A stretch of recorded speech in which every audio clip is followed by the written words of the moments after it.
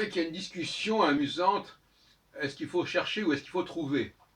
Je crois que Picasso avait répondu, je ne cherche pas, je trouve. Ça correspond à des mentalités très différentes. Oui. Le fait de trouver, il y a une dimension par hasard. Par hasard, je trouvais ceci ou cela. Pour moi, c'est très féminin, cette façon de ce rapport au monde, qui n'est pas une volonté systématique de chercher, mais qui est à la merci du hasard, de la circonstance, de l'occasion, de l'aubaine. Bon, ce sont des mentalités très différentes. Dans un cas, on a un égotisme où la personne ne s'intéresse que ce qui veut arriver sous son nez, à sa connaissance, voilà, ce qui lui est arrivé tout simplement. Elle raconte, voilà, il m'est arrivé ceci, elle raconte ce qui lui est arrivé, et le monde, son petit monde, se réduit à tout cela qui est venu dans son champ de conscience. Et puis, il y a ceux qui ont une autre conception du champ de conscience et qui essayent d'avoir une approche exhaustive, en quelque sorte, de ce qui se passe et qui, finalement,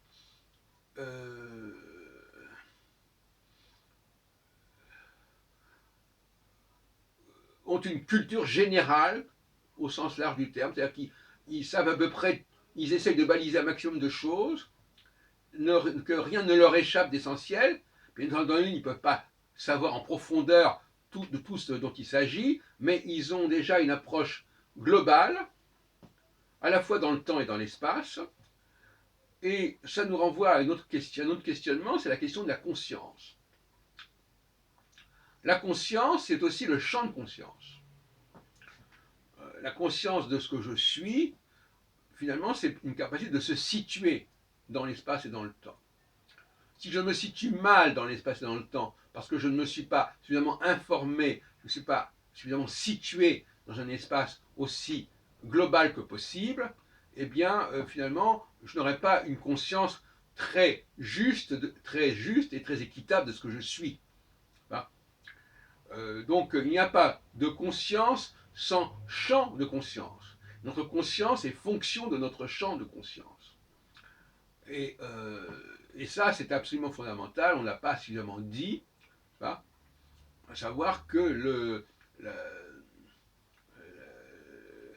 il faut articuler la conscience sur l'espace-temps.